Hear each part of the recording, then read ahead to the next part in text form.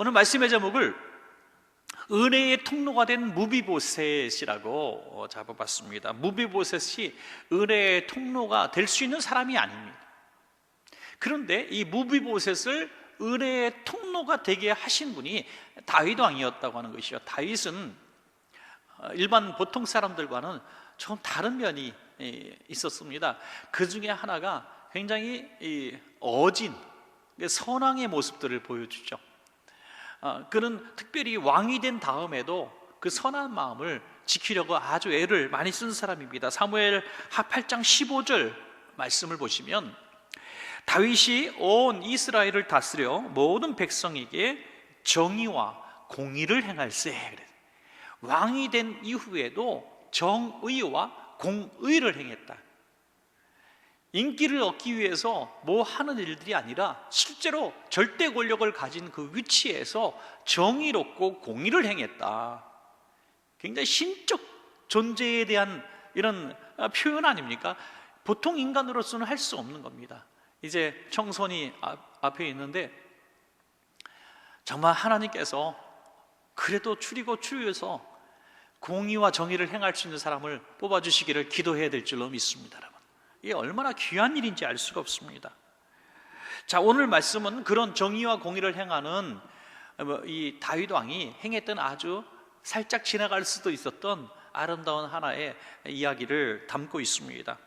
오늘 무비보셋이라고 하는 사람은 이 다윗이 너무나 사랑했던 요나단의 아들이고 동시에 누구의 손자죠? 사울 왕의 손자입니다. 사울 왕의 아들이 요나단이니까 말이죠. 요나단의 아들이 무비보셋입니다. 그런데 이 무비보셋은 다윗에게 있어서는 이제 반란자, 주력 세력이 될 수 있는 정통성을 가진 적통이죠. 그래서 이 사람을 제거해야 되는 거예요. 당시의 전쟁엔 특별히 삼족을 멸하는, 이건 뭐 동서고금을 막론하고 이렇게 한 나라를 점령하면 왕족을 싹 전멸을 시킵니다. 그래야 다시 그 후환이 나오지 않기 때문에 다 죽입니다. 그러니까 이 사울의 손자니까 그 나중에 반란 세력들이 이 무비보셋을 통해서 반란할 수 있기 때문에 죽여야 하는 것이죠. 그런데 한편으로는 다윗이 너무나 사랑하는 요나단의 아들이에요. 그러니까 한편으로 보면 친구의 아들이고 한편으로 보면 원수의 손자인 거예요. 이런 상황 가운데서 세상의 법을 따를 것인가, 또 하나님이 주신 마음으로 움직일 것인가, 굉장히 중요한 결정을 해야 했습니다. 그런 무비보셋을 통해서 이 귀한 은혜의 통로를 만들고 은혜가 흘러가도록 다윗이 만들었다는 거예요. 그러면 다윗같이 우리가 무비보셋 같은 원수의 자식을 은혜의 통로로 사용할 수 있는 비결이 무엇인가 하는 것을 오늘 본문을 통해서 우리가 배울 수 있습니다. 이것은 우리를 막 공격하는 대적에 대한 것이 아니라 불쌍히 여겨야 될 대상에 대해서 말하고 있는 거예요. 우리가 불쌍히 여겨야 되는데 불쌍히 여겨야 될 가치가 없지만 불쌍히 여기면서 우리가 은혜의 통로가 되게 하는 그 관점, 그것을 발견할 수 있는 오늘 시간이 되기를 원합니다. 오늘 누가 생각이 나는지 모르겠어요. 여러분 가운데 우리 가정에서 영상으로 보시는 분들 아내나 자식들을 바라보면서 넌 내가 불쌍히 여겨야 될 존재구나, 너는 나의 무비보셋이야, 그런 마음으로 생각하면서 오늘 말씀을 들었으면 좋겠어요. 첫 번째로 그 비결은 하나님의 은혜를 기억해야 합니다. 하나님의 은혜를 기억하는 자가 무비보셋 같은 사람을 은혜의 통로로 삼을 수가 있다는 것입니다. 사무엘 하 9장 3절에 보면 왕이 이르되 사울의 집에 아직도 남은 사람이 없느냐, 내가 그 사람에게 하나님의 은총을, 누구의 은총을요? 하나님의 은총을 베풀고자 하니라. 무비보셋에게 지금 선행을 베풀기를 원하는 다윗의 마음이 드러났는데 내가 정복자로서 너에게 긍휼을 베풀겠다 이렇게 말하지 않았다는 거예요. 너에게 하나님의 긍휼을 베풀고자 한다. 하나님의 은혜. 은혜는 뭡니까? 헤세드라 그러죠. 헤세드. 받을 자격 없는 자에게 주는 것이 은혜입니다. 그러므로 무비보셋에게 베풀 수 있는 은혜는 사람이 베풀 수 있는 은혜의 한계를 넘는 것이죠. 그래서 하나님의 은총을 너에게 베풀기를 원한다. 많은 구호기관들, 선교단체들이 있고 교회들이 있습니다. 누군가 이렇게 물질을 후원해서 이것을 베풀 때에 어떤 기관은 그러더라고요. 우리 단체가 이런 귀한 일을 했고, 이런 단체가 여기에 이렇게 귀한 건물을 졌고, 우리 단체가 이렇게 몇 명을 먹여 살렸고, 이런 얘기를 하는데 한편으로 보면 참 듣기 불편한 부분이 되는 거죠. 왜냐하면 자기가 한 게 아니거든요. 하나님의 손길들이 모아져서 그 일들을 한 겁니다. 교회도 마찬가지예요. 우리 교회가 이렇게 귀한 선행을 했습니다. 우리 교회가 어디에다가 무슨 교회를 지었습니다. 우리 교회가 이렇게 가난한 사람들 먹여 살렸습니다. 이렇게 우리 교회가 했다는 것으로 우리는 자랑해서는 안 됩니다. 그건 하나님이 하신 일들을 우리가 순종한 것일 뿐이죠. 어떤 사업을 하시는 분인데 너무 잘 베풀어요. 오래전 얘기인데 너무 잘 베풀고 이게 선교도 잘하시고 구제도 잘하시고 그래요. 그래서 정말 너무 이렇게 막 퍼주시는 거 아니에요? 제가 그랬더니 그분이 너무 웃으면서 이렇게 얘기하는 거예요. 이거 다 하나님이 주신 건데요, 뭐 그러더라고요. 이거 다 하나님이 주신 건데요, 뭘 나는 생색만 내는 겁니다. 하나님이 주신 거 내가 쓰는 건데 뭐 내가 한 것이 아닌데 뭐 나한테 뭐라고 이렇게 칭찬하십니까? 그 점잖은 사업가 성도님이 지금도 생각이 납니다. 그렇습니다. 우리 교회가 뭔가 할 수 있는 것도 하나님이 주셔서 할 수 있는 것이고, 개인이 뭔가 선교하고 구제하는 것도 하나님이 주셔서 할 수 있는 것인 줄로 믿습니다. 여러분, 다윗은 그것을 깨달은 거예요. 내가 왕이 된 것은 하나님이 주셨다는 거예요. 사무엘하 7장 18절에 보니까 이렇게 다윗이 고백하죠. 다윗 왕이 여호와 앞에 들어가 앉아서 이르되 주 여호와여, 나는 누구이오며 내 집은 무엇이기에 나를 여기까지 이르게 하셨나이까? 내가 누구인데 하나님이 이 큰 복을 주셔서 왕이 되게 하셨습니까? 나는 그런 자격이 없는 사람입니다 라고 생각할 때에 자격 없는 자에게 은혜를 베풀 수 있는 마음이 생긴 줄로 믿습니다. 여러분, 이거 귀한 다윗의 모습, 이 모습을 우리는 잊어서는 안 될 줄로 믿습니다. 저도 늘 깨달으려고 해요. 제가 많은 분들이 이렇게 후원도 해주시고 교회에서 제게 이렇게 또 특별로 구제하라고 또 제가 청구하면은 다 장로님들이 또 돈도 주시고 이래서 제가 마음껏 많은 분들에게 베풀 수 있어요. 그런데 한계가 있는데 이거 베풀 때마다 그분들이 가끔씩은 그렇게 얘기해요. 목사님 너무너무 고마워요. 목사님 너무 감사해요. 이것으로 애 학비를 어떻게 할 수 있어서 너무 감사했고요. 이것으로 병원비 메꿀 수 있어서 너무 다행이에요. 이렇게 이야기하면은 저는 그렇게 얘기하죠. 이건 제가 드린 것이 아닙니다. 어떤 성도님이 주신 거예요. 최근에도 한 성도님이 저에게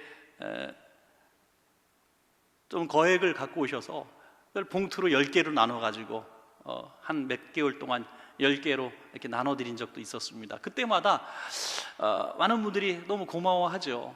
그런데 제가 한 게 아니죠. 그분이 한 거예요. 분명히 여기서 공개적으로 제가 밝힙니다. 제가 여러분께 드린 모든 것은 제 돈이 아닙니다. 여러분, 오해하지 마십시오. 저는 칭찬받을 일을 전혀 한 적이 없습니다. 하나님이 그분들을 통해서 저에게 전달시킨 것뿐이에요. 이 사실을 여러분들이 믿어줘야 제가 복을 받습니다. 제가 한 게 하나도 없어요. 저희가 드렸다고, 교회 목사님께 받았다고 이렇게 말씀하지 마십시오. 하나님이 주셨다고 고백하십시오. 그래야 저도 살고 여러분도 살 수 있습니다.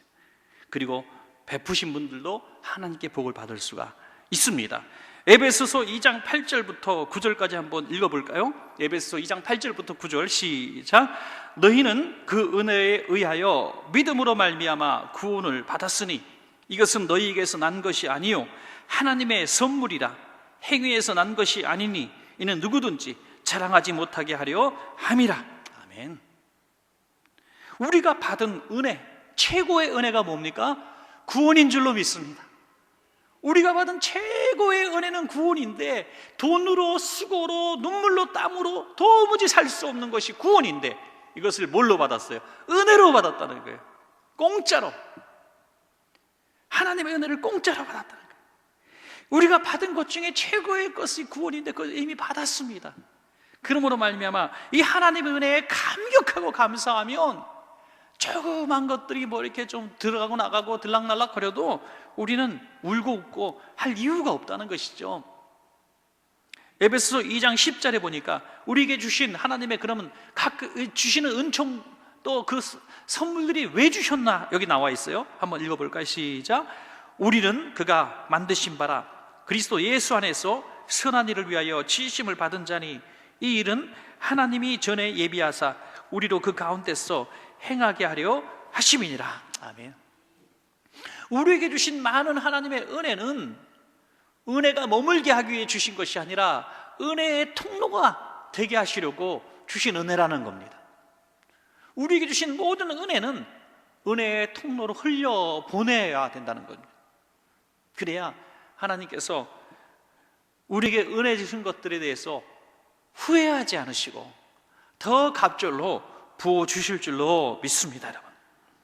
자, 그래서 우리가 무비보셋 같은 존재를 은혜의 통로로 바꿀 수 있는 비결은 내가 먼저 하나님의 은혜에 감격해야 되는 거예요. 내가 먼저 감사가 있어야 돼요. 내가 먼저 은혜에 너무 기뻐해야 돼요. 그럴 때 우리가 이렇게 하나님 앞에 기쁨으로 헌신할 수가 있다는 것입니다. 두 번째로, 사람에게 받은 은혜도 잊어서는 안 된다는 것입니다. 여러분, 우리가 무비보셋 같은 사람에게 은혜를 베푸는 것은 무비보셋이 나에게 뭘 해서가 아니에요. 무비보셋의 누구 때문이에요? 예. 오늘 영상 보시는 분 지금 자꾸 왔다 갔다 하지 마세요. 식당에 다 보입니다. 예. 여러분, 무비보셋에게 은혜를 베풀 수 있는 근거가 어디서 나왔어요? 무비보셋의 아버지 요나단 때문입니다. 자, 사무엘하 9장 1절 말씀 한번 읽어볼까요? 시작. 다윗이 이르되 사울의 집에 아직도 남은 사람이 있느냐? 내가 요나단으로 말미암아 그 사람에게 은총을 베풀리라. 아멘. 사울의 집에 남은 사람이 있느냐? 찾습니다. 찾아요. 무비보셋을 통해서 이 귀한 사랑을 베풀려고 사람을 통해서 이 사울 왕가의 집사 자격, 집사쯤 되었던 시바라고 하는 종, 집사장 정도 되겠죠. 그를 통해서 너희 집안에 남은 사람이 있느냐, 왕족이 있느냐 찾아보니까 무비보셋이 있다는 것을 발견하게 됩니다. 그 찾는 모습이 너무나 귀하지 않습니까? 선행을 베풀기 위해서 찾는 거예요. 누구의 자녀를 찾습니까? 사울의 손자를 찾는 것이 아니라 요나단의 자식을 찾습니다. 여러분, 눈이 항상 이렇게 우리는 양면을 볼 수 있어요. 어떤 성도님 보면 양면이 보이잖아요. 어떨 땐 너무 고마운 분이야. 그런데 어떨 때는 나한테 너무 상처를 줬어. 그러면 좋다가도 싫어졌다가도 좋다가도 싫어졌다가도 그래요. 순전히 그분의 하는 행위에 따라서 10가지 고마웠는데 한 가지 나쁜 것 때문에 원수가 돼. 자, 모든 사람이 다 그래요. 그런데 친구가 많고 많은 사람들에게 인정받는 사람은 누구냐면 나쁜 모습보다 잘한 모습, 선한 모습을 더 기억하고 간직하는 분들이 친구가 많은 거예요. 그리고 좋은 사람으로 남는 겁니다. 10가지 잘해주고 하나 못한 것 같고 상종 못할 인간이라고 탁 쳐버리는 사람은 옆에 아무도 없어요. 왜? 그 한 가지 잘못하는 게 없는 사람이 있을 수가 없다는 거예요. 그런데 다윗은 무비보셋이라는 존재를 사울의 손자로 전혀 보지 않습니다. 다윗, 요나단, 친구 요나단의 아들로 생각하고 찾는 것이죠. 자, 요나단을, 무비보셋을 찾았을 때 다윗이 이렇게 얘기하죠. 7절에 보면 다윗이 그에게 이르되 무서워하지 말라. 내가 반드시 내 아버지 요나단으로 말미암아 은총을 베풀리라. 이 요나단을 찾아냈을 때, 무비보셋을 찾아냈을 때 무비보셋이 얼마나 무서웠을까요? 그 가문의 집에 이제 숨어 있었어요. 숨어 있었는데 왕이 너를 찾는다 그러니까 얼마나 두려웠겠습니까? 나는 이제 끝났구나. 이전에 늘 행해왔던 대로 왕족은 다 죽이니 나는 이제 죽었구나. 더구나 다리까지 저는 참 불쌍한 모습으로 끌려 나온 겁니다. 이 무비보셋의 아버지 요나단과 할아버지 사울 왕이 같은 전투에서 한 번에다 이제 전사를 하죠. 그때 전세가 기울은 걸 알고 유모가 이 아이를 안고 도망을 가요. 그때 이 무비보셋의 나이가 성경에 보니까 5살이에요. 5살 아이를 안고 유모가 뛰다가 넘어져가지고 이 아이를 떨어뜨렸는데, 그래서 2다리를 다 절게 된 것이죠. 장애인이 된 거예요. 그러니까 이 무비보셋은 다윗을 모른다는 거죠. 다윗이 누군지 모르는 사람. 아버지와 다윗의 우정에 관해서도 전혀 모릅니다. 5살이 뭘 알겠어요? 물론 어떤 사람은 뭐 1살 때 일을 기억한다고 얘기하는 사람도 있는데 믿을 수가 없죠. 하여튼 이 무비보셋은 아버지 요나단과 다윗 왕이 어떤 관계로 어떻게 사랑하고 어떻게 의지했던가 전혀 기억할 수 없는 그런 나이의 사람이었습니다. 그러니 다윗 왕이 나를 부른다고 했을 때 나는 죽었구나라고 생각할 수밖에 없었던 것이죠. 자, 사무엘상 20장 42절. 자, 42절. 요나단과 다윗 왕이 어떤 관계였는가 하는 것을 보여주죠. 요나단이 다윗에게 이르되 평안히 가라. 우리 2사람이 여호와의 이름으로 맹세하여 이르기를 여호와께서 영원히 너와 나 사이에 계시고, 그 다음이 굉장히 중요해요. 내 자손과 내 자손 사이에 계시리라 하였느니라. 요나단은 목숨을 걸고 다윗을 구해주죠. 아버지 사울 왕이 다윗을 죽이려고 할 때 미리 그 정보를 주고 신호를 보내서 다윗을 생명을 구해줍니다. 이건 쉬운 일이 아니잖아요. 쉬운 일이 아닙니다. 잃을 게 많은 사람이 요나단입니다. 그런데 다윗을 살려주면서 울면서 입 맞추고 끌어안고, 다윗은 요나단에게 절을 3번이나 하면서 너무너무 아름다운 이별을 하죠. 그러면서 한 맹세가 뭐예요? 하나님이 너와 나 사이에 계시고, 2번째 너무 중요한, 너 자손과 내 자손 사이에 하나님이 계시다. 다윗은 10여 년의 세월이 훨씬 넘게 지났음에도 불구하고 이 마음을 잊지 않았다는 거예요. 그리고 다시 왕이 되고 돌아왔을 때 그 기억을 하고, 하나님께서 너의 자손, 요나단의 자손과 나의 자손 사이에 이렇게 아름다운 약속이 있음을 인정하고 무비보셋을 찾아냈다고 하는 것입니다. 사무엘상 18장 1절에 다윗이 얼마나 요나단을 사랑했는가를 보여줍니다. 다윗이 사울에게 말하기를 마침에 요나단의 마음이 다윗의 마음과 하나가 되어 요나단이 그를 자기 생명같이 사랑하니라. 우정을 넘어서서 생명처럼 사랑하는 이 관계.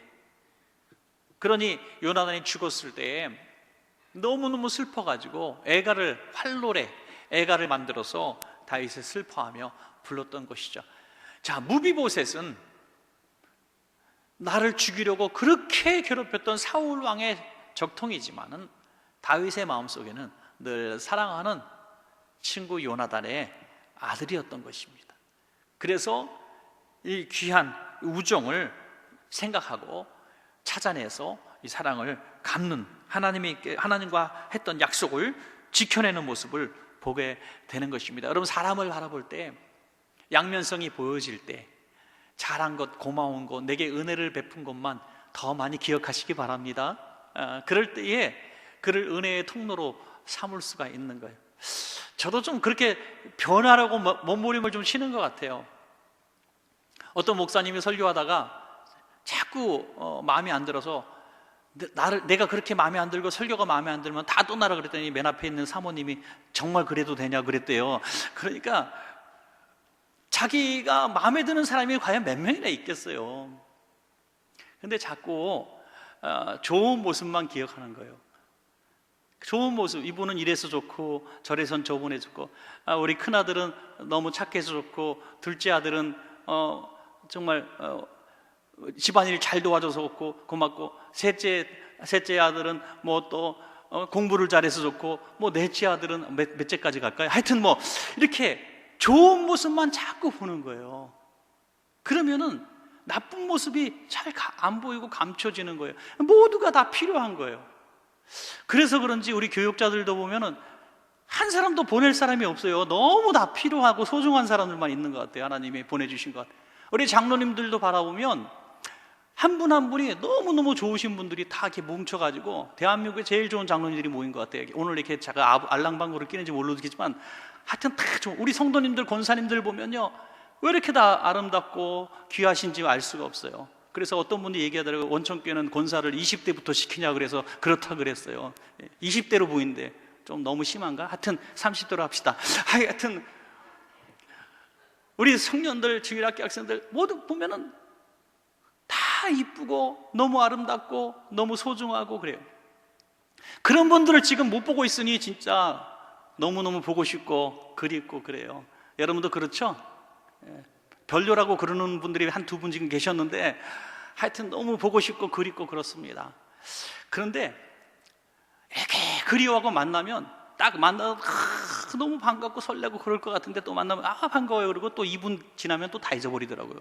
그래서 우리는 너무 상황에 빨리 적응하는 것 같아요. 오히려 이렇게 좀 애틋하고 그리워하고 이런 시간들이 우리에게는 좀 더 필요했는지도 몰라요. 이런 코로나 사태에 우리가 만남을 많이 갖지 않으니까 굉장히 좋은 게 하나 있더라고요. 그건 다툼이 없어졌어. 아유, 그 김지사님, 박지사님 이런 거 있었잖아요. 그죠? 왜 안 그런 척 하세요? 솔직한 얘기로. 꼭 한두 분씩 있잖아요. 도마 위에 생선들. 그죠? 그래서 뭐 어디 방에서 모여서 뭐 식당에서 모여서 꼭 교회 카페가 아니면 저 멀리서 떨어져 흉보던 사람이 꼭 있잖아요. 그분 때문에 못 살게 죽겠다고. 근데 그게 없어졌어. 오히려 보고 싶어해. 그래서 이것도 굉장히 좋은 순기능의 역할이 되는구나 하는 생각을 또 하게 돼요. 그래서 우리가 다시 만나는 날에는 원수는 다 떠나가고 나한테 섭섭한 사람은 하나도 없고 다 보고 싶은 요나단의 아들 무비보셋만 남을 줄로 믿습니다, 여러분. 자, 세 번째로 우리는 받은 은혜대로 베풀어야 한다는 거예요. 받은 은혜대로 갚아야 한다. 은혜는요, 갚는다는 것은, 은혜를 갚는다는 것은 내가 먼저 노력해야 됩니다. 은혜를 갚는. 가끔씩 보면 TV는 사랑을 싣고 뭐 이런 거 나오잖아요. TV에서 나왔는데 30년 전에 너무너무 보고 싶었던 분을 만나는데 본인이 충분히 만날 수 있었어. 연락할 수 있었어. 근데 TV는 사랑을 싣고 이 프로그램이 나왔으니까 만나. 그래서 만났는데 왜인지 연락했어요. 늦게 와서 죄송해요. 막 그러면 막 울고 그러는데 좀 제가 볼 때는 조금 부족해 보이더라고요. 진짜 그렇게 보고 싶고 만나고 싶었으면 어디 계시는지 대충 알면서 찾아보지 않다가 텔레비전에서 찾아준다니까 왜 그때 찾아가서 그렇게 반가운 척을 하는지. 진짜 고맙고 내가 은혜를 베풀어야 된다면, 그런 귀한 분이라면 내가 먼저 찾아야 되는 거예요. 돌아가신 다음에 찾으면 뭐하고, 마음만 있으면 뭐하냐 이거예요. 왕이 된 이 다윗이 할 일이 얼마나 많았겠어요. 국사를 이제 운영할 때 얼마나 바빴겠어요. 1분 1초가 바쁜 사람이에요. 그런데 사람을 보내서 사울 왕가의 집사 시바를 찾고, 시바를 찾아서 시바에게 야, 사울의 왕가에 자손이 있느냐라고 물어봐서 찾아냅니다. 벌 주려고 찬 게 아니라 은혜를 갚으려고 찾아냈다. 이게 은혜를 베푸는 거예요. 선행은 기다렸다가 주는 게 아니라 찾아서 주는 게 선행이라고 했습니다. 그래서 이 선행을 베풀려면은 억지로 하는 사람은 절대 선행을 베풀 수 없어요. 공격적으로 선행을 베풀어야 선행을 할 수 있는 것입니다. 공격적으로. 자, 사울과 요나단이 죽었다는 소식을 듣고 유모가 이 아이를 떨어뜨렸다 그랬어요. 그러면 이 아이가 뭐가 됐어요? 장애인이 됐단 말이에요. 얼마나 불쌍한 인생입니까? 할아버지도 돌아가시고 아버지도 전사하고 왕국은 망하고 자기는 장애인이 돼서 죽을까 봐 숨어 지내는 이 꼴, 이 모양, 얼마나 비참하고 슬프고 불운한 가문입니까? 이를 찾아내서 사랑하고 그에게 위로를 주고 또 그에게 많은 것들을 갚아주셨다. 뭘 주십니까? 내 조부 사울의 모든 것들을 내게 돌려주겠다 하는 거죠. 이게 어마어마한 거잖아요. 항상 주고받고가 아닙니다. 정치를 잘하는 사람은 너는 나한테 뭘 줄 거냐라고 생각하고, 비즈니스도 마찬가지고요. 항상 달라고 하는 사람이 비즈니스 어떡합니까? 주는 게 있으니까 받는 게 있는 거죠. 그런데 이 다윗은 전혀 받을 수 없는 존재에게 지금 사울 왕으로부터 받았던 수많은 이 재산을 그대로 다 줍니다. 그냥 공짜로 줘요. 이건 너 거야. 이건 너 거야. 이게 받은 은혜대로 갚을 수 있는 마음. 내 거라고 생각하면 줄 수 없어요. 다윗이 사울 왕의 모든 재산이 내 거라고 생각하면 절대로 무비보셋에게 줄 수 없어요. 그런데 다윗은 이렇게 얘기하잖아요. 내 것을 준다고 얘기하지 않았어요. 내 할아버지 사울 왕의 것을 너에게 돌려주겠다. 그렇습니다. 우리가 땅이 있고 집이 있고 건물이 있고 또 무슨 소유물들이 뭐가 있다고 합시다. 그게 원래 내 겁니까? 이 연희동 149의 1번지 7, 8필지가 있지만 이게 원청교회 겁니까? 아니, 이전에는 다른 사람 거였고 또 다른 사람 거였고 하나님이 지금 우리가 쓰도록 허락하신 거예요. 100년 후, 200년 후, 300년 후, 1000년 후에 땅 주인이 또 바뀔 수도 있는 거잖아요. 그러므로 지금 내가 누리고 있는 것들이 내 것이 아니라 하나님이 맡기신 것이라는 거죠. 그러니 오늘 다윗은 그런 마음을 가졌기 때문에 이건 너 거야 라고 돌려줄 수 있는 그 마음이 있었다는 거예요. 자, 또 뭘 줍니까?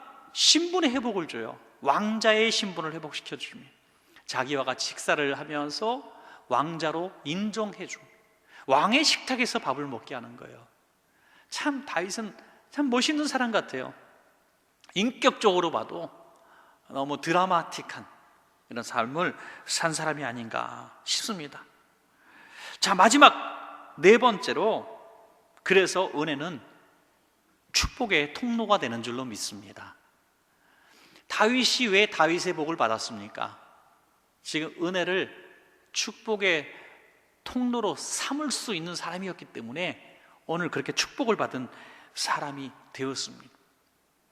사무엘하 9장 8절에 보니까 무비보셋이 이렇게 얘기하죠. 한번 같이 읽어볼까요? 사무엘하 9장 8절 시작. 그가 절하여 이르되 이 종이 무엇이기에 왕께서 죽은 개 같은 나를 돌아보시나이까 하니라.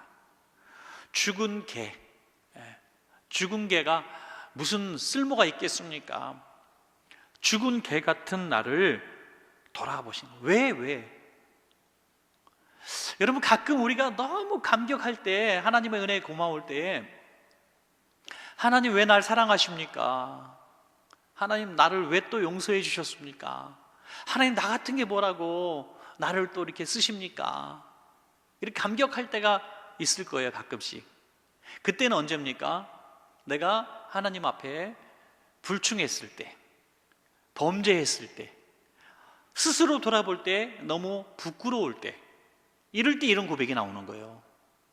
그런데 마땅히 내가 이런 상을 받을 거야, 난 이만큼 잘했어, 자랑하고 싶고 칭찬받고 싶은 상황과 순간에는 절대로 이런 고백이 나오지 않습니다.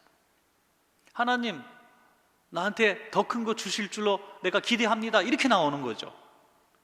무비보셋이 죽은 개 같은 존재라고 스스로 고백할 수 있는 것이, 사도 바울이 하나님 앞에서 죄인 중에 괴수인 나를 주님이 구원하셨다고 고백하는 그 모습과 일치되지 않습니까? 그래서 은혜는 깨닫는 자에게만 은혜라고 하는 것이죠. 깨닫는 자에게만 은혜지, 날마다 부어지는 은혜를 일상으로 알면 은혜로 여기지 않습니다. 여러분, 지금까지 우리가 마음껏 예배하고 마음껏 누리고 교회에서 마음껏 만나고 이런저런 봉사하고 막 교회에서 교제했던 모든 것들이 하나님의 은혜였다는 사실을 우리는 지금이야 깨닫는 거예요. 하나님 앞에 전 세계가 아무것도 할 수가 없어요. 아무것도 할 수 없어요. 하나님의 손 안에 다 있는 거예요. 그러므로 지금까지 내가 하나님의 은혜로 살아왔다는 것을 고백하는 순간은 언젠가 내가 아무것도 할 수 없는 쓸모없는 존재라는 것을 깨닫는 순간 은혜가 은혜되게 할 수 있다는 것입니다. 그래서 이 깨닫는 자에게, 은혜를 은혜로 아는 자에게 뭘 주어집니까? 축복이 주어질 줄로 믿습니다. 나는 하나님 앞에 이렇게 복을 받지 못하는가 생각하는 분들이 있어요. 지금 사업의 문제가 너무너무 안 풀려. 왜 이렇게 안 풀리는지 몰라. 막 속상하고 하나님 앞에 묻고 싶어. 막 따지고 싶어. 왜 이렇게 삶이 힘들고 자꾸 꼬이는지 몰라. 이런 생각하는 분들 혹시 있습니까? 굉장히 중요한 오늘 힌트가 여기 있어요. 하나님의 은혜를 은혜로 깨닫고 감사하는 순간 문제는 풀린다는 사실을 깨달으시기 바라요. 그런데 은혜를 은혜로 여기지 못하니 하나님은 또 다른 은혜를 주실 수가 없는 거예요. 은혜의 축복의 통로가 막혀 있는데 하나님이 더 큰 은혜를 주시겠습니까? 주셔봐야 하나님의 은혜라고 고백하지 않을 게 뻔한데. 그래서 은혜가 되게 하려면 날마다 은혜를 은혜로 알아야 된다는 거예요. 자, 사무엘하 19장 24절 말씀 마지막 한 번만 읽겠습니다. 마지막 절입니다. 시작. 사울의 손자 무비보셋이 내려와 왕을 맞으니 그는 왕이 떠난 날부터 평안히 돌아오는 날까지 그의 발을 맵시내지 아니하며 그의 수염을 깎지 아니하며 옷을 빨지 아니하였더라. 자, 이제 마지막 이 한 절을 읽었는데 이 절은 드디어 무비보셋의 행위에 관한 것입니다. 이렇게 은혜 받을 자격이 없는 죽은 개 같은 존재라고 고백했던 무비보셋이 어떻게 다윗에게 그 은혜를 갚는가 하는 모습이죠. 다윗이 평안하게 왕생활을 하다가 아들 압살롬이 반역을 일으켜서 왕궁에서 맨발로 달아나게 되죠. 그때 왕을 따라서 주권이 살거니 왕을 따라서 왕자처럼 따라가려고 했던 무비보셋이 있었는데 이 시바가 거짓말을 하죠. 거짓말을 해가지고 따라가지 못하게 만들었습니다. 그것이 철천지의 원수 한이 된 거예요. 내가 다윗 왕을 따라가서 같이 거기서 죽든지 고생을 해야 되는데 왕궁에 그냥 편안히 거하게 된 거예요. 그러니까 무비보셋의 마음이 너무 불편한 거예요. 그래서 그때부터 뭘 했다고요? 신발도 신지 않고 발을 맵시매지 않고 수염도 깎지 않고 옷도 빨아 입지 않았다는 거예요. 왕궁에 몸은 있지만 다윗 왕이 그렇게 고생하는데 그렇게 힘들어하는데 내가 편안하게 왕궁에 거할 수 없다. 자기 나름대로 의리를 지킨 거예요. 그러나 그가 걸을 수 있는 건강한 사람이었다면 밤에라도 나가서 다윗 왕을 쫓아갔을 거예요. 그러나 남의 손을 의지하지 않고는 걸을 수 없는 사람이었기 때문에 얼마나 원통하며 모르겠어요. 다윗 왕이 여기에 대해서 처음에는 오해를 해요. 그래서 내가 돌아가면 넌 죽은 목숨이야. 선을 이렇게 원수로 갚아 죽이려고 그런 분노하는 마음으로 다윗 왕이 돌아왔는지 모르겠어요. 그런데 이 사실을 다윗 왕이 알게 됩니다.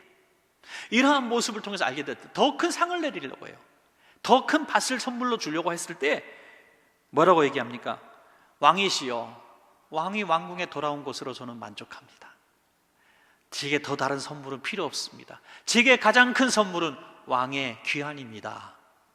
이렇게 고백했습니다. 이래서 무비보셋은 너무 아름다운 끝을 맺는 축복의 통로 역할이 되었다고 하는 것입니다. 사랑하는 여러분, 오늘 이 한마디 말씀이 오늘 우리에게 울려 퍼져야 합니다. 오늘 우리가 받은 은혜가 무비보셋이 받은 은혜만큼 못하겠습니까? 하나님을 향해서 죽은 개만도 못한 나에게 하나님은 이 큰 은혜를 주셨습니다라고 고백해야 한다는 것입니다. 그리고 내가 가지고 있는 모든 것들은 다윗 왕이 고백했던 것처럼 내가 얻은 것이 아니라 원래 하나님의 것인데 내게 맡기셨습니다라고 고백해야 한다는 것입니다. 그럴 때 비로소 우리는 이 축복의 통로로 사람들 모든 상황과 형편들을 사용하고 만들 수가 있다는 거예요. 사랑하는 원천가족 여러분, 여러분 앞에 있는 수많은 사람과 수많은 환경과 수많은 직장과 사업장과 앞으로 있을 수많은 만남들을 통해서 어떠한 사람이든지 어떠한 환경이든지 어떤 기업이나 어떤 상황이든지 그 모든 존재들을 축복의 통로로 바꿔놓을 수 있는 하나님의 사람 되시기를 축원합니다.